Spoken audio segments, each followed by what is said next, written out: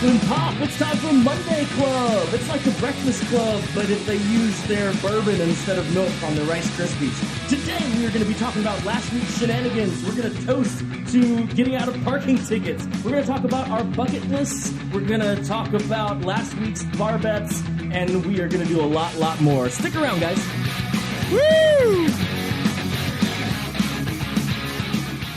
Happy Monday!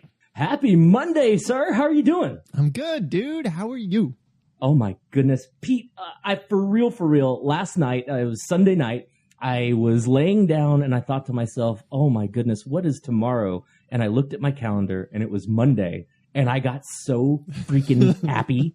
You know, I was so you're not excited. normal. You're like the top 0.5% of people in the world that actually looks forward to Monday. Well, I mean, Monday just snuck up on me this week. And so, yeah, I looked at my calendar. I was like, what's on the schedule for tomorrow? Oh, it's Monday Club. Oh, well, hell yeah. Nice, man. Well, cheers, brother. Hey, cheers to you Monday, too, all you Monday warriors out there. Cheers to you. Cheers. Clink. We should really have a sound effect for clinking. We should. Oh. I'm going to get one. I'll put that in post, maybe. All right. Man, mine was terrible. What are you drinking? Well, I have a delicious drink today. I am drinking Funky Bow G-String Pale Ale. Funky Bow G-String Pale Ale? Yeah, but G-String you think is like the thong type thing, right? No. Right. This is the G-String on a banjo. See, there's a banjo on the front. It's Funky Bow, meaning a bow, like a bow, the thing on the deer, violin. A female deer. And they're actually from Lyman, Maine, which they're 23 minutes away from me. They brew this beer, and it's awesome. It's delicious. They have this growler night, which is like 3 nights a week, and you go there. I haven't been yet, but I'm going in the next month, and they have folk music, beer, and wood-fired pizzas, and it's like in a shack or something. But apparently, it's like the most awesome time ever. So, oh my God, I gotta go. Yeah. So cheers to that. What are you drinking, sir? Okay, well, I tried to be upscale today, and I have it's a mix of Deep Eddy vodka, Topo Chico, and then I mix some lemon and lime. Topo Chico. Topo Chico. Oh my God! Well, you just passed your hipster test. Topo Chico is it's like this Mexican sparkling water. It's like an imported sparkling water, so it's kind of like a tonic. But it's addictive, and all the kids are drinking it. So yeah, I was trying to make a vodka tonic, and instead I made a hot mess. But whatever. Oh yeah, there's the face after your sip. Oh man, it is just awful. You're gonna hear that face throughout the whole show. Yeah, and we are cheersing to some guy who. I found this thing. You saw it already online, but a guy gets out of or does his sobriety test not while juggling. His sobriety test is juggling. Can you see my? So here, this guy's from University of Central Arkansas. I can't say that word. Blake. Blake. Why do you spell your name Blayk? Blake. Come on, Blake. Balake, are you here? Are you present, Balake? You better be dead, deaf, or mute, Balake. Blake Puckett. His last name's easy. And I think this is posted by the cops. So he is literally in the middle of 2 police officers, cop cars, and he's juggling like a madman.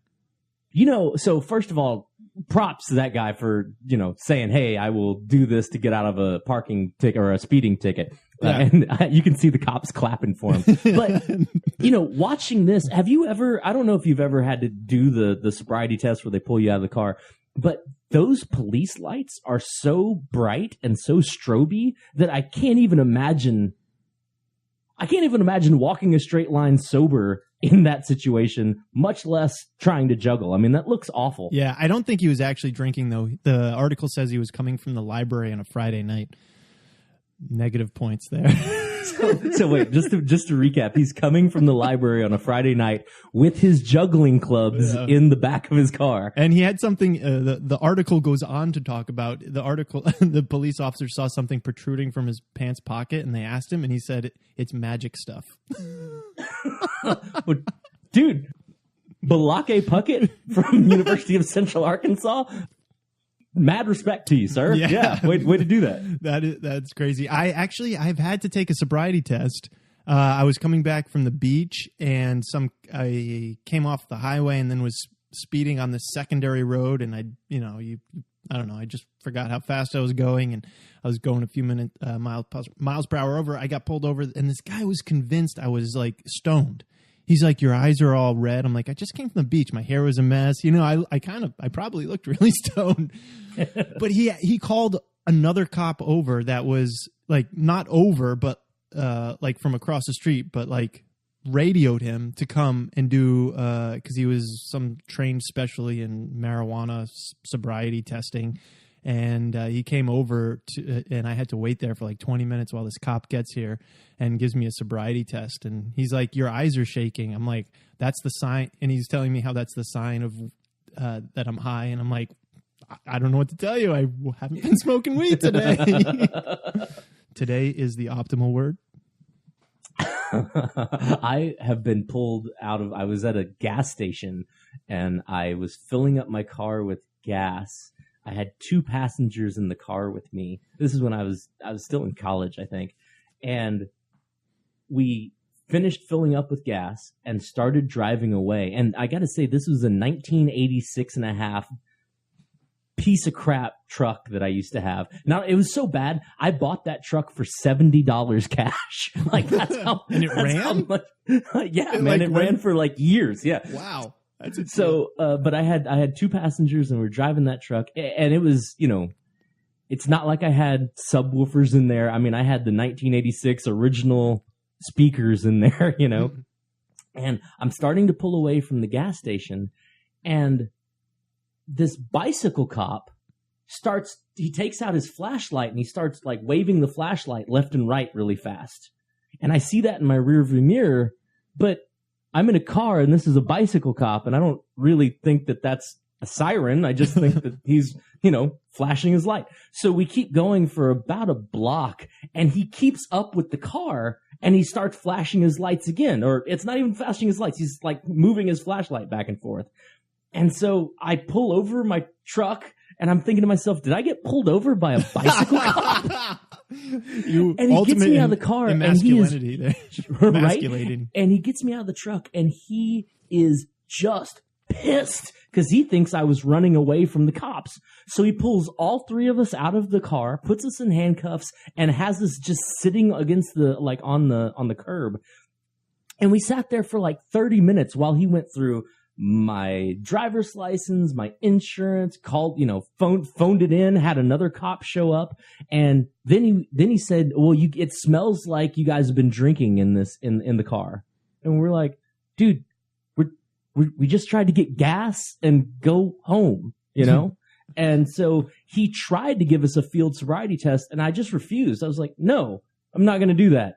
And I just started I was pissed, man. And I was like, partly because I got pulled over by a bicycle cop. The embarrassment is real. Yeah. And I had, I think I had a date and her cousin in the car too, And anyway, so finally the other cop gets there and they go through all of our stuff. They can't find anything. And they say, all right, well, we're going to let you off with a warning this time. A warning for what? A warning for what? For trying to evade the cops. I was like, listen, man, I can turn on a flashlight on and off too. I didn't know that was your siren. I figured you'd at least have like a red light or a blue light that you could flash, and because they couldn't find anything on us, they're just like, well, grumble, grumble, grumble, and let us go. But yeah, man, I'll never forget that. That sucked. Oh, wow. Man, you ever get out of something? Like, were you ever guilty of something or get out of something? Like this juggler dude. I mean, you know stuff. You might have magic stuff hanging out of your pocket. I was thinking about this, man. I don't think I've ever gotten out of a ticket by doing magic. I've gotten out of a ticket by, the cop pulled up and I had on like my game show suit. And so, I'm driving around with this bright silver Steve Harvey suit, and the cop was like, so for real, what do you do? And just started talking to him about that. And because I made him laugh, which is the key, you got to make him laugh, but because I made him laugh, he like was cool and gave us a warning. Even though I was going like 20 or 30 miles an hour over the speed limit. Nice. But yeah, man, I don't think I've ever specifically pulled a magic trick out of my hat to, make them not give me a ticket. Yeah. What about you? I have actually gotten out of jury duty with magic tricks.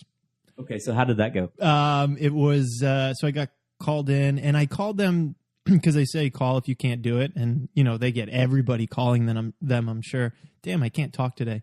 Anyways, and I called and I was like, look, I'm a magician. I'm traveling. I have contracts for these days. You guys want me to potentially be there? I can't do it. And then she's just like, well, you have to show up to the first day, right? Or so you show up at the courthouse, and you start kind of getting, I don't know, jury duty orientation. And they give you a card and say, what days can you not be here for the next month? Then I'm like, take out my calendar. I'm like, can't be there, here. And I'm like, and then you all line up and you go into the room and you get seen one by one by this person.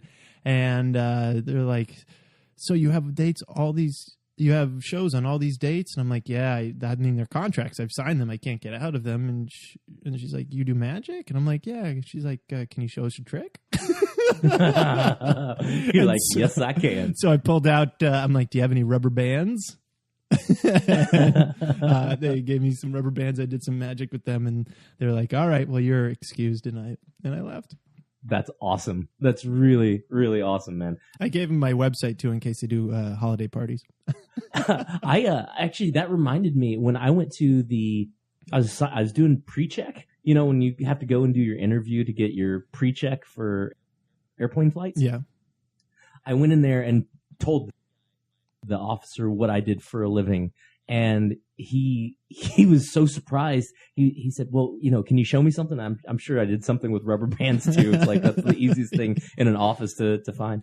And so I did some tricks for him, and then he asked me a really weird question. He said, well, have you ever been arrested? And I was, no, never been arrested, never been to jail. And he said, really? He didn't believe you? Yeah, he didn't believe me. I was like, yeah, man, no, I've never been to jail, never been arrested. He said, wow. Well, in Austin, it seems like everybody's been arrested at least once for DWI or anything like that. Nothing like that? Possession?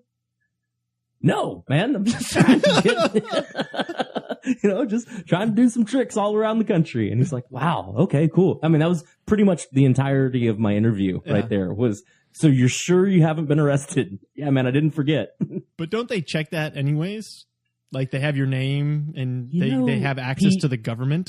You would think that, right? But that was the question that we spent the most amount of time on was, are you sure you haven't been arrested? Like, think back to when you were in college. No, man. No, haven't. I think I would remember, That'd be funny if you started talking about that night that you were with your buddies and you're like, remember that night you were with your buddies? And you're like, wait a second, this guy's in my head. This guy's amazing. Man. Well, thank you for listening. Thank you for listening. Please tell a friend about Monday Club. We need a big club. We need a lot of people to join our club. So tell a friend and rate us on iTunes. Give us a little, hey, good job, guys. Even if you don't think it, we'll take false praise. We get better. We do. We get better. I feel so. I feel that. And so please do that and tell a friend. Share us on Facebook or whatever. Hey, so Pete. Gus. The other day, we were talking about movies, and it occurred to me that one of my favorite movies that we didn't talk about is that Jack Nicholson movie with Morgan Freeman, where it's called The Bucket List. Yeah. Do you know what I'm talking about? Yeah, that was like all the old dudes, right? It's all the old dudes being old, funny dudes, right?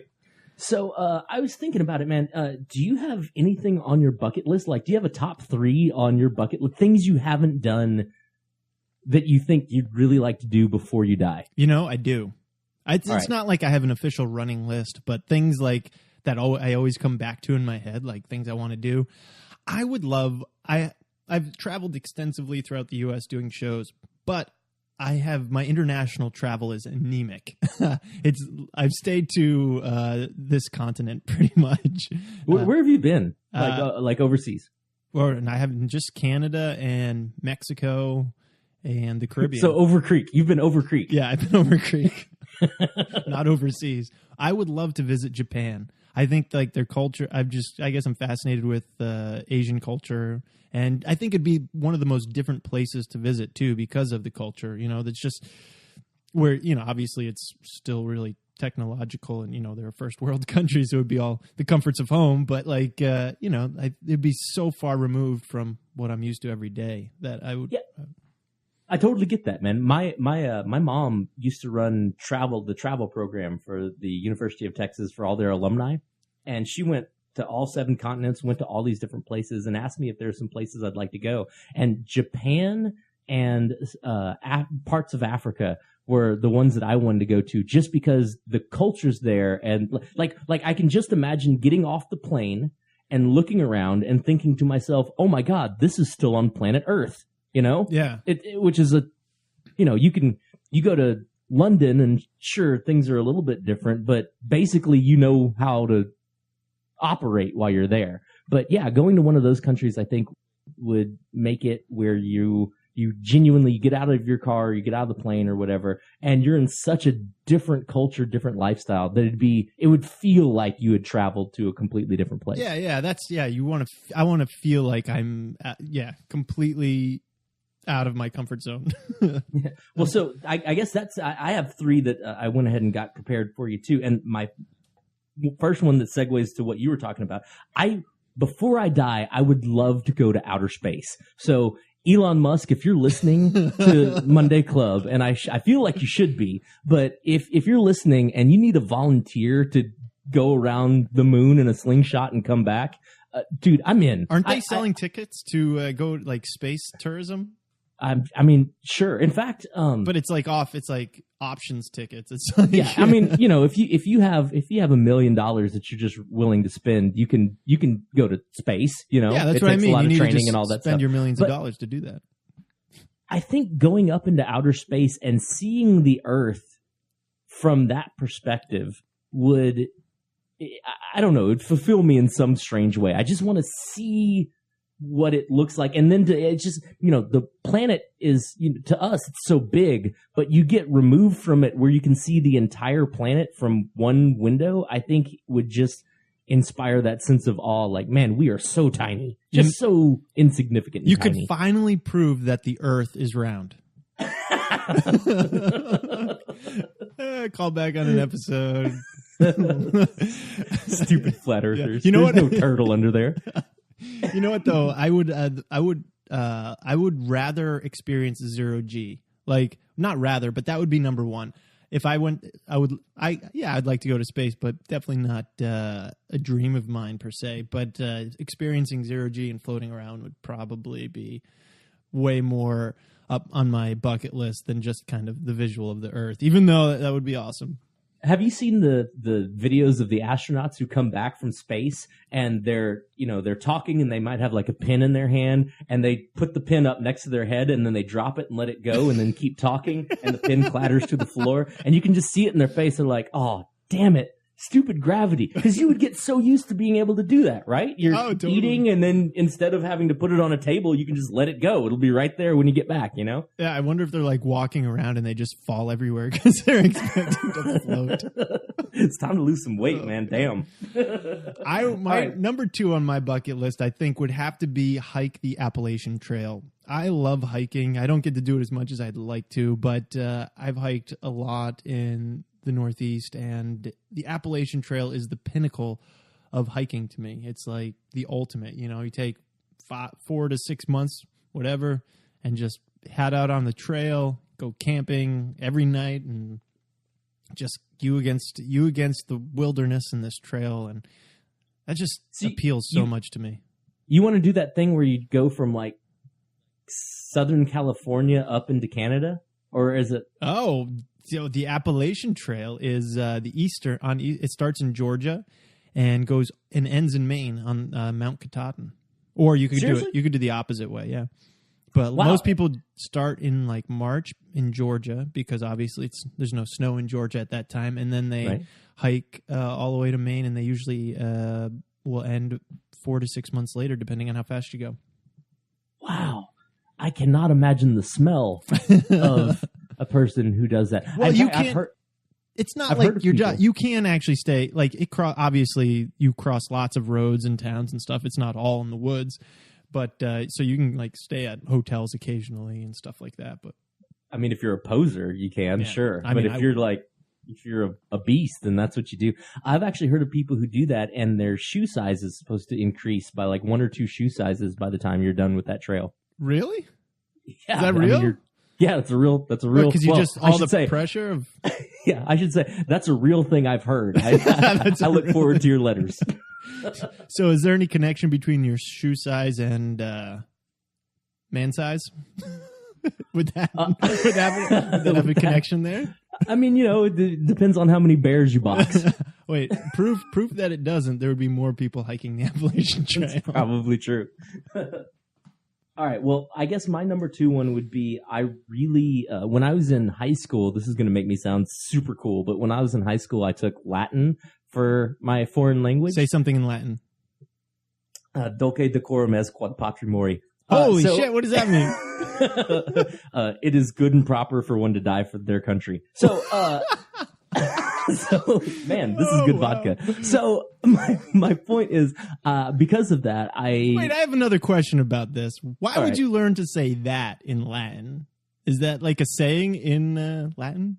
So that's actually part of a, God, I sound so cool. That's part of a poem. I forgot who wrote the poem off the top of my head, but that's part of a poem.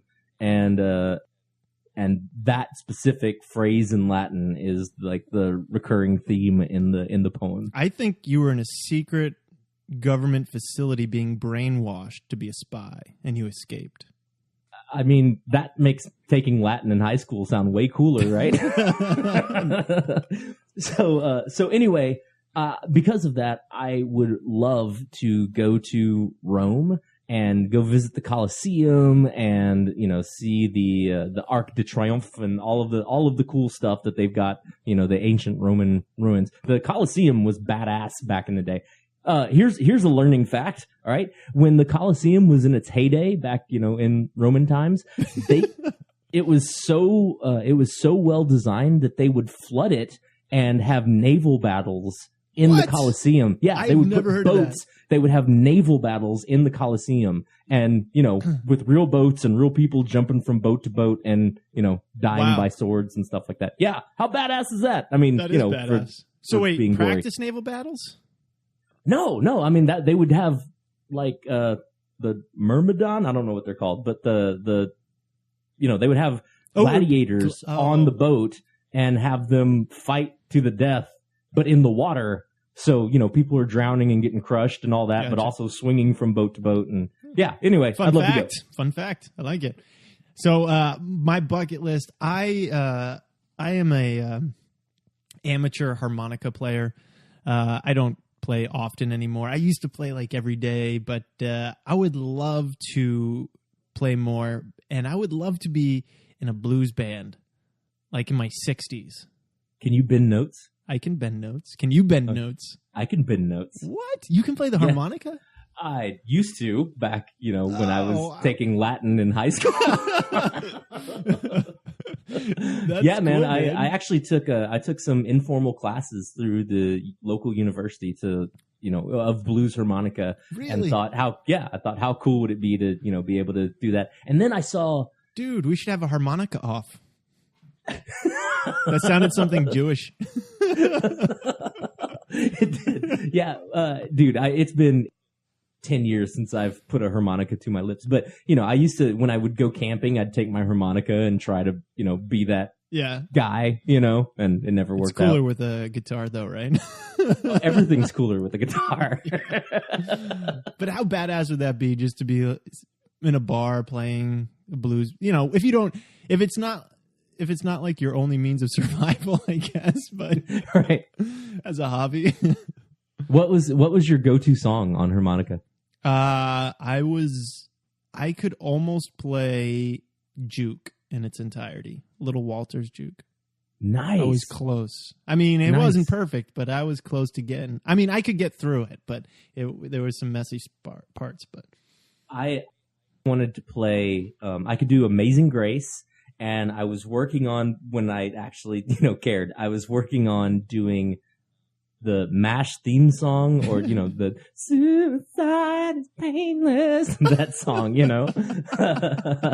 because I wanted to be that guy under a street lamp with his hat out making all the money. nice, nice. Oh man, that's crazy. Something I didn't know about you. Yeah, we're learning stuff. Okay. My third one. Okay. So I here's something else. It's Learn About Gus Day. So I love sailing. My the whole reason that I'm alive is because my mom ran away to sea and was just jumping from sailboat to sailboat and ended up in the Caribbean, where she met my dad in Grenada. Okay, and so I would love and since then I've owned 3 sailboats in my life. Our current sailboat is a 20-foot sailboat. It sleeps 4, and it is so broken that it is just sat still for 3 or 4 years just in the front yard, and it's so sad. But I would love to get a nice sailboat and sail from the United States down into the Caribbean and back, and just take like 6 weeks off and just sail down to the Caribbean and end up in Jamaica and the Caymans and stuff like that, and just be a freaking pirate on rum. That would be awesome. So I take it you don't get seasick. I went on a cruise one time, and even though that boat was huge, it made me seasick. We hit some weather, and the boat was rocking back and forth, and it made me a little seasick. But on a small sailboat, if I was on the water for a really long time, maybe. But most of what I've done is lake sailing, and there's not that many waves and all that stuff. Yeah. So yeah. Very nice, very nice. So I've been on the road this week, had a few shows, and I got to perform my new show, Summoning Spirits.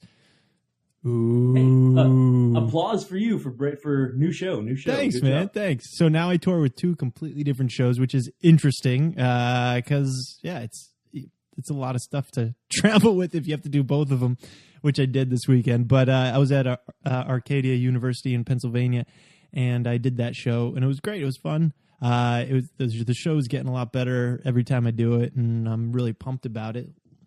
Picture like ghost stories combined with multimedia and cool, creepy magic tricks to create kind of a really awesome seance-y magic experience. Which performance space were you in Arcadia? You were in the one with the stage that they put up, and it's like a big room. Yeah, the great room, they call it. The Great Room. The yeah, Great Room. I've been on that stage. Nice. That's a great school. I love that school. And yeah, I've seen that castle, and it is super creepy.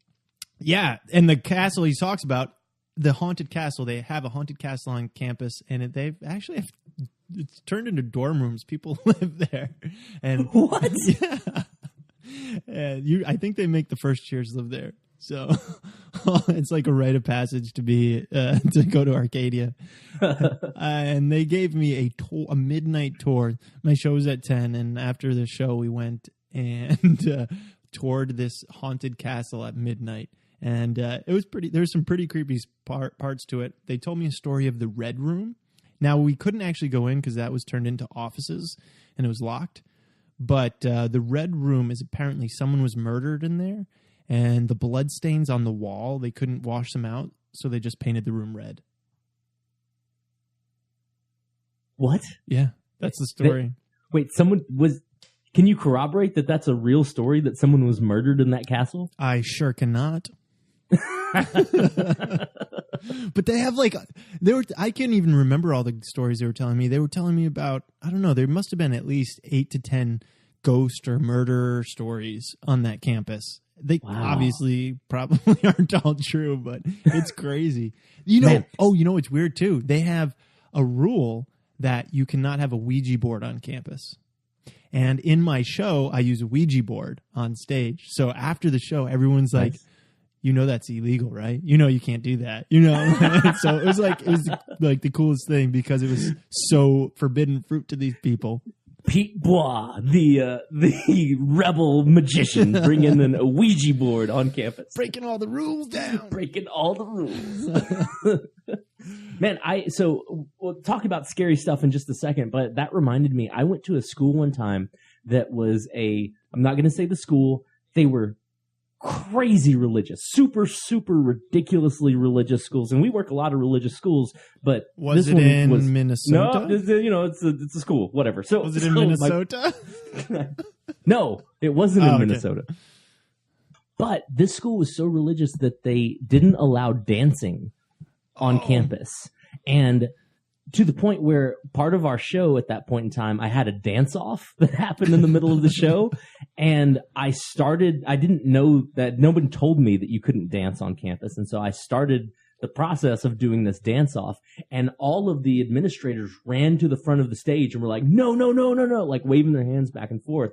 And so I switched it to do something else. And afterwards, the administrators came up to me and they said, oh my goodness, thank you so much for not doing a dance off. If you had, it would have made national news. What? Like, that's a big deal on campus that we don't do that. So I was like, oh, yeah, okay. Well, it's the last time I'm here, so that's cool. That's crazy. Didn't they make a movie about that with Kevin Bacon? Yeah, probably. I can't believe there are people like that. I guess there are people. Oh, it's whatever. Yeah, that's crazy. So back to scary places. So yes, you were at a haunted castle, but that reminds me of, you don't like, you do a haunted show, right? Like a spooktacular magic show. Ooh, I should use and that.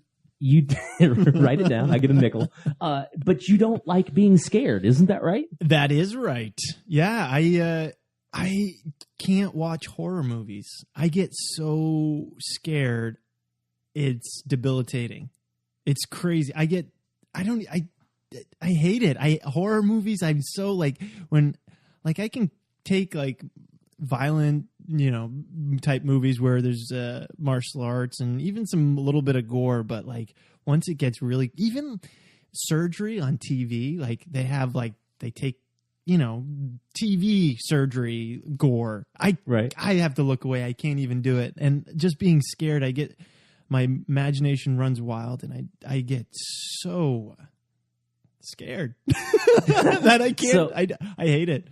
So I'm going to say that I know this to be true because Pete and I ended up in Myrtle Beach one time, and we decided to go, it was around Halloween, we decided to go to a haunted house they had at Myrtle Beach. And we were with a pretty big group. I remember, shout out, Emma Haining was with us. Emma! Was Norm with us? I feel like Norm might have been with us too. Probably. And you and me, and there might have been somebody else. Anyway, if I forget you, I'm so sorry. But we're at this haunted house, and just waiting in line, Pete started to sweat and was super, super anxious, right? Yeah. Because there was a pig guy who was outside kind of staging everybody to go in, right? Yeah, half man, half pig. Half man, half pig. And Pete's heart rate is like 1,000 over 20, right? and we finally get in, and it was a small haunted house, but they did a couple things really well. The guy who introduced the haunted house he took it very seriously. He didn't laugh or smile or do a wink and a nod or anything like that. He basically told us that somebody in our group was going to get murdered. And, if you want to back out now, that's fine. But somebody's going to die. And the second thing he told us is that you're going to have to make choices in this haunted house. And the way out is dependent upon your choices. So and it who wasn't makes just it out is dependent on your choices. Exactly, and who makes it out is dependent on your choices. So it wasn't just us. Gus was at a disadvantage in our group. I really was, because I got pushed to the front and everybody just clamped onto me. I was dragging everybody around with I was with them just latched on to pieces of my body, and Pete's fingernails probably left a mark forever on my bicep, right? So we go through and it's us, a couple of other people, and there was this one, it's like some dude took his first date to this haunted house, right? So we start going and we go through the haunted house, and it's creepy. And there was a 3-minute time limit before they let out Leatherface, who had the chainsaw, right? Mm. And so we go through the entire haunted house. We open up a door and we end up back in a room we had been before in. And I was like, oh crap. We have to make choices. That's right. And I look over and there's a small door that looks like it's part of a diorama, but it's a place that we could actually go. And I was like, well, I mean, if we go back the way we came, I know that we've already been there. Let's try this. So I go over and I open this door, dragging everybody around. And I guess the dude and his girlfriend, or the dude on the first date, didn't see us go. But he just plowed right through, and everybody was pretty scared, but he just plowed right through and went back the way that we had already gone. Anyway, we open this door and we go through this dark hallway with spider webs hitting us, and you can hear the countdown clock go 5, 4, 3, 2, and the chainsaw fires up, and we open the last door and we're out of the haunted house, and we're all cheering like, yay, we made it, And then I start thinking about it. That guy with his date had the best experience, because to them, what happened was we opened a door, we ended up in that same room. They started going around. The countdown happened. They look behind them, and there's nobody with them. The rest of the entire tour group has completely disappeared. We got picked off by the chainsaw Yeah, got guy. picked off. Like, how creepy would that have been? But anyway, I'll never forget how truly terrified you were of that experience. I'm more terrified of movies than I am of haunted houses. That's why I can do haunted houses. I kind of like haunted houses a little bit. I kind of love to hate them type thing. I'll do them if I'm in the right group, and But movies, movies seem more real to me than a haunted house. Do you have a movie that was in your top? Oh my god, I saw that movie and it jacked me up forever. Jeepers Creepers. Yeah, that was. You ever watch that? I think so.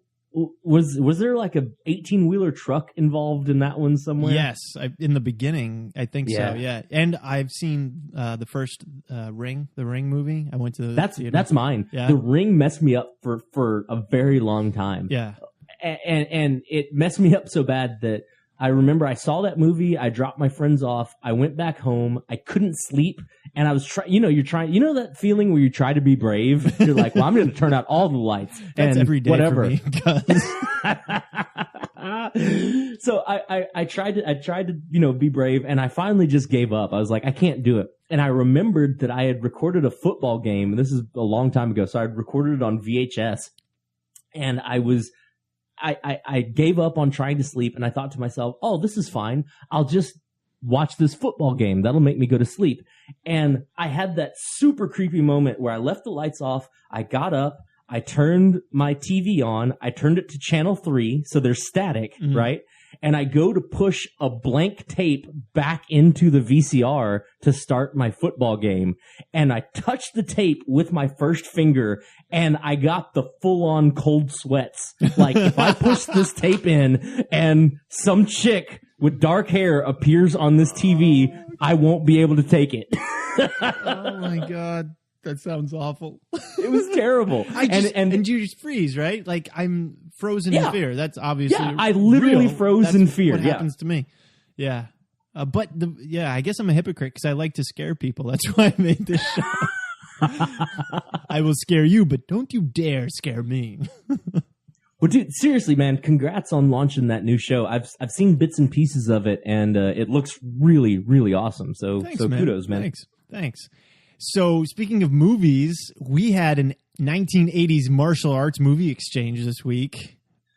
Oh, my God. So, let me just say that we should do more of these exchanges. Yeah. Because first and foremost, you couldn't find the movie that I talked about, Only the Strong, and I helped look for it. I couldn't find it on Hulu. I couldn't find it on Netflix. I couldn't find it on HBO. I couldn't find it on iTunes. I thought, oh my God, this movie's just, it's disappeared. It doesn't exist. I did You know find where I found on, it? Oh, what? Go. YouTube. Yes. It's on YouTube for free. I found it on Amazon, but it was like $30 for a DVD. I was like, yeah, whatever. Yeah. No, YouTube, free. Free to watch this movie. Yeah, that was crazy. I can't believe the copyright notice people did not get a hold of this thing yet. Well, dude, or they so don't the care movie anymore. that you had, the movie that you picked, was it Never Back Down, Never Surrender? Hey, this is What- this is a movie close to my heart. You better get the title right. All right, what's No it called? Retreat, No Surrender. My bad. No Retreat, No Surrender. Yeah. All right. Yeah. Somebody has that as like a neck or back tattoo. You want to see my Anyway, back? anyway, that movie was also on YouTube for free. So you and I both watched our movies on YouTube. That's how crappy they are. Yeah, and my impression of your Only the Strong, I liked it, man. It was really good. It was 80s martial arts good, and It was had 80s everything. martial arts It good. had the guy who was the outcast that was a bad kid coming back to his school to make things better. He was badass at martial arts. He was a Green Beret, former Green Beret. There's the old love story with the chick, the teacher that he used to know, and all the kids who had this choice to make. It was like Michelle Pfeiffer. What was that movie where she goes in and turns the school around or something? It kind of had vibes of that. Right. I don't know if I can't remember the name of that movie. And he was Capoeira. Was that how you pronounce it? Capoeira. Yeah. Capoeira. Yeah. Master. It's the Brazilian martial arts where they kind of mix not hip hop, but breakdancing and martial arts together. Yeah. And some of the moves were badass, right? Oh yeah. I think the movie overall, you put it in this special place in your head for 80s martial arts flicks. It held up pretty well. There was a couple moments where, like the principal, they could have gotten a better actor. But for 80s martial arts, not bad. You kind of get into it, and it was awesome. Although my complaint, capoeira, I don't know if that would actually be a very good fighting style unless you're only fighting other people in that fighting style. I think that is correct. In fact, there is a couple of videos that you can find online of people who do capoeira fighting in the UFC, Yeah. And so they come out all badass, they do triple kicks and breakdance spins and, back and forth and all of this stuff. And then somebody just throws a one-hitter quitter right hand and just knocks them the fuck out. That's like the the showy guy. Yeah, and then some brawler comes in and boom. Yeah, it's so funny to watch because, everything that they're doing just takes so much energy, but it looks badass. I mean, it looks badass. Yeah. But, the wasted energy. Well, yeah, it's wasted energy. One hit just knocks them completely out. You know what I still can't understand about Only the Strong is how does the bad guy also a capoeira master? Like, he just happened to be know that fighting form. He was raised in the worst Lombardio in Rio de Janeiro, man. We will see who the real capoeira maestro is in this neighborhood. So I watched yours too on YouTube, and it was 80s-tastic. The clothes were 80s-tastic. Look, I don't forget everything else. Here's the deal. In the 80s, it's my personal movie theory that people viewed black people of African American descent, as genies. Okay? And this movie had the perfect example of his black friend was magical, right? Hey, you need a date? I know how to get a date. Hey, you need a free house to set up your jujitsu studio in? I happen to know where that is. I'm going to ride around on my skateboard with my giant 1980s boombox on my shoulder, and it's never going to run out of batteries. Plus, I know how to break dance. It was crazy, man. So that made me laugh a lot. The idea that at the end of this movie, this I think he was supposed to be 14-year-old skinny, scrawny white kid could beat up Jean-Claude Van Damme in a no holds bar bare knuckles championship fight was absolutely ridiculous. Also, some dude impersonating Bruce Lee comes back from the dead as a ghost to instruct him. Is that a real thing that happened? Yeah, that's actually a scientific fact. Anyway, it was 80s-tastic, and I loved it. I really thought that I was going to watch it, and at some point in time, fast forward, and I was so enthralled in the 80s-tasticness of this movie that the movie ended, and I was like, oh my God, that was truly epically amazing. It had the fat kid who's annoying. It had the jock who, pushes the kid around. It had the Bruce Lee master coming back as a ghost. It was epic, man. It was epic. At the end, wasn't there a part where his dad was like, he called out his name. He's like, no retreat, no surrender. Wasn't there? I don't think it was his dad, but that phrase gets called back. Oh, it was the black friend. Yeah, it was the black friend. Yeah, the black friend. He's the one who came up with that. What was the guy's name? Do you remember the anyway, yeah, he's like, no retreat, no surrender. And then all of a sudden he's getting his ass kicked in the ring. And all of a sudden, as soon as he hears that phrase, he looks up and he gets all strong and he like puts his hands up and he does the Bruce Lee come at me thing. Yeah. But didn't you get a little tingle in the stomach when that happened? Just a little bit. Just like, that was like, that's badass. No, but I'll tell you what. I'll tell you. Here's where I laugh. That movie had no less than 4 montages in that movie. We need to do a Monday Club montage. Every movie needs a montage. Oh, man. Last week, Gus, we instituted the first ever Monday Club Challenge. Monday Club Challenge. And this is going to be, I think this is going to be a reoccurring segment thing we do. I found it fun. And the challenge was to see how many pictures we could get of ourselves with MC or the letters MC in the pictures out in the wild. Picture. Out in the wild, yeah. Let me just go ahead and I'm going to go ahead and just say that I didn't know that you were as competitive as you were because a few days ago I called you and you were like, "Hey man, have you been doing the Monday Club Challenge?" And I was like, "Oh yeah, man, I kind of forgot about it." And you're like, "Oh, that's funny because I've got like 50 pictures already. I'm gonna smoke you." All right. Yeah, I don't take competition lightly, Gus. I want to win. I will cut off your throat and spit down your neck. Wow. In the context of competition. All right. Well, so let's talk about this. I do like competing. It's fun to me. So I have, do you have numbers? And then do we show each other? Or what's the deal? We're going to, by the way, we are going to post all these pictures on Facebook and Instagram when we get around to that. They should be posted today when you listen to this. All right. I'm counting right now. Let's see. If you beat me, I'm going to feel really awful because I think you're going to beat me because you're already counted higher than I have. No, I'm the competitive one. No. We're going to say our number on the count of 3. You ready? 1, 2, 3, 5. 6. Oh! Yes! Damn it. Right. Let me make sure. That's 1, 2, 3. Man. Yeah, that's 6. That's 6 official ones. Wait a second. All right, show me. I want to see these pictures. All right, let's see. I really want to see these pictures. All right, so my first one, let's see. I don't know if there's no way you can see these. Hold it to your left.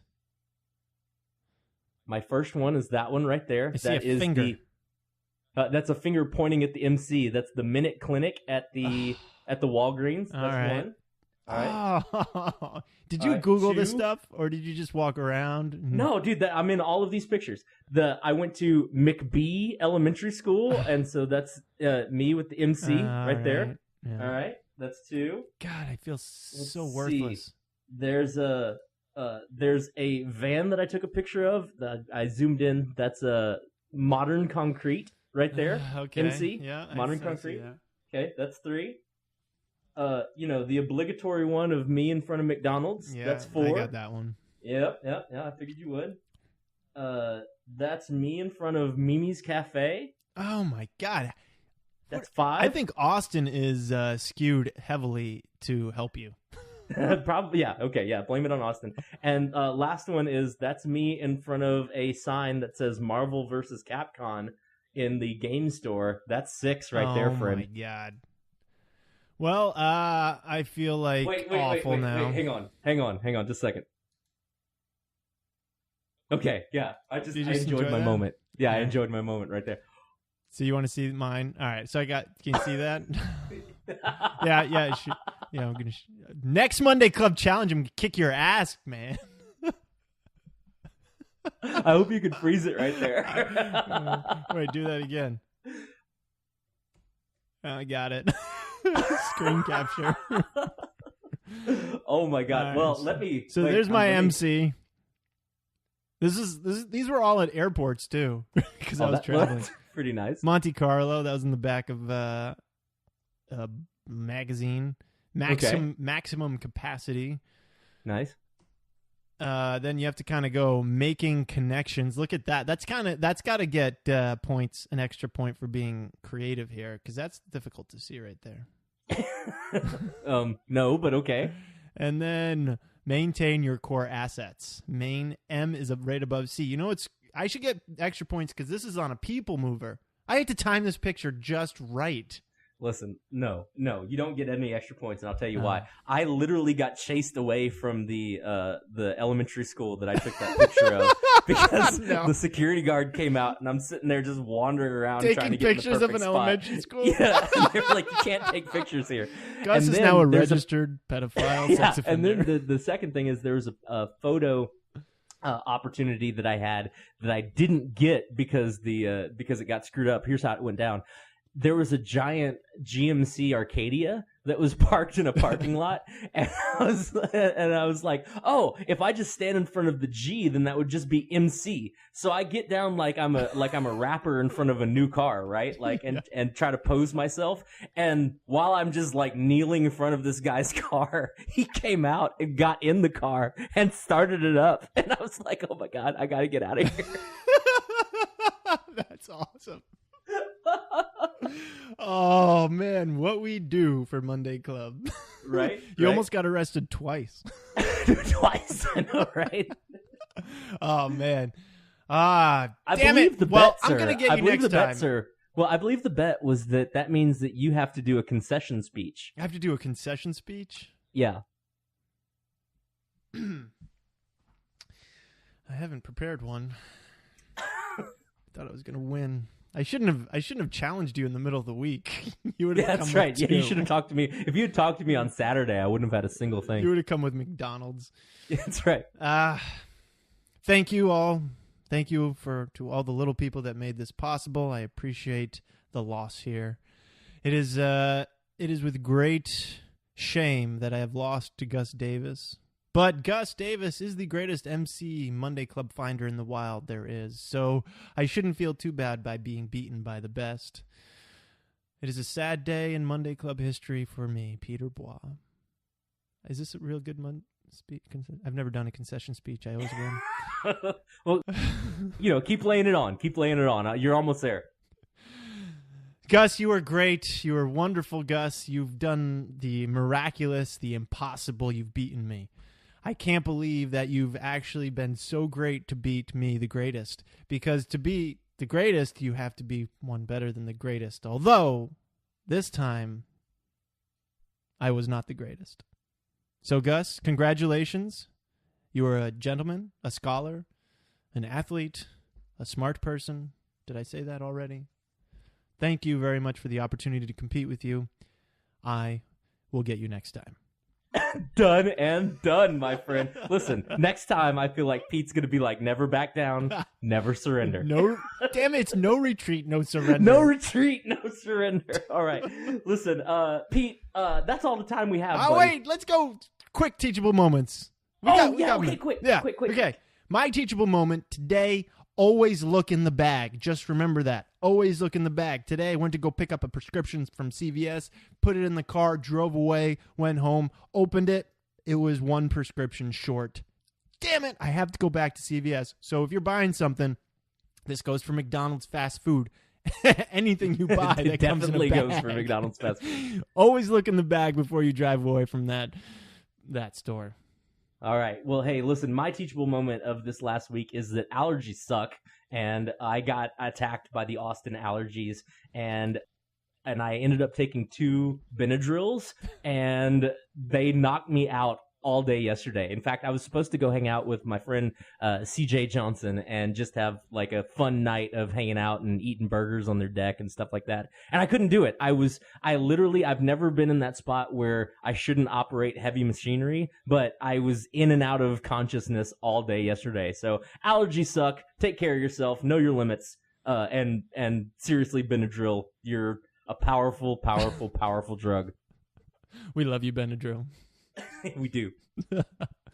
Man, this was awesome. Yeah, good Monday Club. Good Monday Club. We will see you all next week for Monday. Do you want to do our outro, Pete? I guess you want me to. I sure do. Thank you guys for listening, being part of the club. Make sure to check us out, MondayClubPodcast.com. It has all our social media on there. Facebook,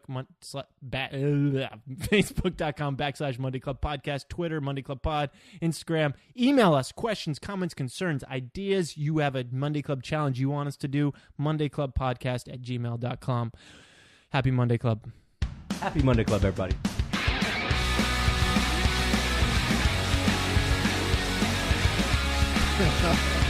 I can't believe you beat me. I'm so pissed off that you beat me. It's so funny. I literally, right after I talked to you, I was sitting there going, man, I better come with it, man. I better come with it. And my plan was to get 10, and I was only able to get 6, but still, 10 was pretty good. I'm coming after you next time.